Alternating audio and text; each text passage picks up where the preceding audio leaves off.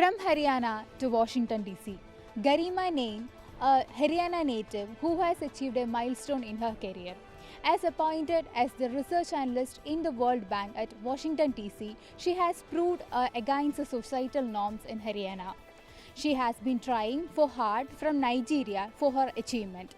She also revealed a great news that this helps the personalities, helps the persons, help the people, help the parents to support their children before to achieve their dreams.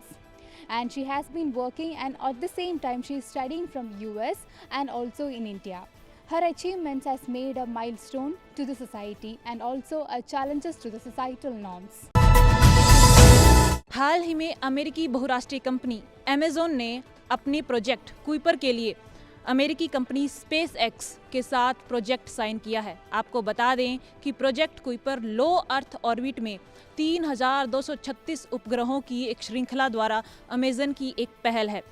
इसका उद्देश्य दुनिया के हर कोने में data high speed को पहुंचाना और internet से वंचित समुदायों तक सबसे सस्ता, किफ़ायती और तेज ब्रॉडबैंड उपलब्ध करवाना है। अब दिल्ली में पैसों की तंगी के चलते नहीं छूटेगी किसी बच्चे की पढ़ाई। DU अनाथ बच्चों को दे रहा है ऑरफैन कोटा के जरिए एडमिशन। साल 2023 में इस कोटा के चलते 101 बच्चों को एडमिशन दिया गया है। हर प्रोग्राम में एक मेल और एक फीमेल कैंडिडेट को एडमिशन दिया जा रहा है। कुलपति ने बात करते हुए बताया कि इस साल के बदले अगले साल और ज़्यादा सीटों को बढ़ाया जाएगा और साथ ही जिन बच्चों के माता पिता अब उनके साथ नहीं हैं या फिर कोरोना काल में जिनके माता पिता की मृत्यु हो गई, उन बच्चों को पढ़ाई के साथ साथ हॉस्टल का खर्चा भी उनसे नहीं लिया जाएगा और उन्हें वहां पर सुविधा में स्कॉलरशिप के जरिए फ्री में रहने दिया जाएगा। साथ ही उनके लिए ऐसे प्रोग्राम भी चलाए जाएंगे जिसमें उन्हें इंटर्नशिप की अपॉर्चुनिटी मिलेगी। इंटर्नशिप अपॉर्चुनिटी करके वे बच्चे अपने जीवन में और अच्छी प्रगति कर सकेंगे।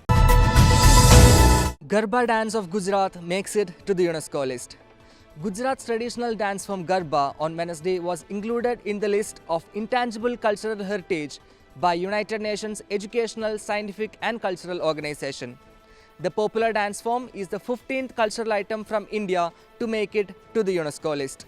Kolkata's Durga Puja was added to the list 2 years ago. भिखारियों को सड़कों से उठाकर नई राह पर ले जाने की मुहिम। वाराणसी की एक संस्था ने उठाया बीड़ा। वाराणसी में कोशिश की जा रही है कि भिखारियों को सड़कों से उठाकर नई राह पर ले जाने की। एक संस्था ने बीड़ा उठाया है जो उन्हें ट्रेनिंग देगी, जिससे उन्हें रोजगार और सम्मान मिलेगा। इसरो है तो मुमकिन है। अगले 5 साल में होगा अपना स्पेस स्टेशन। 2035 तक होगी स्वदेशी रॉकेट से लॉन्चिंग। हम आपको बता दें, भारत ने अपना स्पेस रोड मैप 2047 तैयार कर लिया है। अगले 5 साल में पूरा होगा इसका पहला संस्करण। जयपुर का अनोखा वार्ड, लोग हुए प्रेरित। जयपुर नगर निगम ग्रेटर वार्ड 26 के लोग पूरी दुनिया के लिए मिसाल बन चुके हैं। वजह यह है कि यहाँ के डॉक्टर्स, इंजीनियर एवं टीचर्स खुद साफ सफाई करते हैं और स्वच्छता अभियान चलाते हैं। अगर हमारे शहर का हर वार्ड इसी वार्ड की तरह हो जाए तो हमारा पूरा शहर गंदगी मुक्त हो जाएगा। India is going to build the largest renewable energy project in Gujarat desert nearby Pakistan border. In the mesmerizing salt flats of Gujarat, India is crafting a pioneering masterpiece, a 30 gigawatt hybrid synergy of solar energy and wind. The solar energy and wind project will be so big, so it can be viewed from the space itself. According to the developers, the project is called Khavda Renewable Energy Park, named after the village nearby the project site. Union Minister Dr. Jitendra Singh unveiled the National Circular Economy Roadmap for Reduction of the Plastic in India, a collaborative effort between India and Australia. The document aims to reduce and build in the industrial partnership to develop a roadmap for India's transition to public sector. Delhi के चिड़ियाघर ने बनाया नया record. दरअसल चिड़ियाघर प्राधिकरण द्वारा प्रवेश शुल्क की सभी श्रेणियों में 100% बढ़ोतरी की गई थी।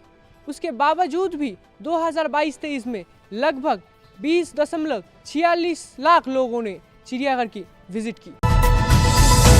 फुचका, मिष्टी दही, रसगुल्ला, हावड़ा ब्रिज, इनका नाम सुनते ही आपके जहन में भी एक ही शहर का नाम आ रहा होगा। जी हाँ, हम आज बात कर रहे हैं कोलकाता की।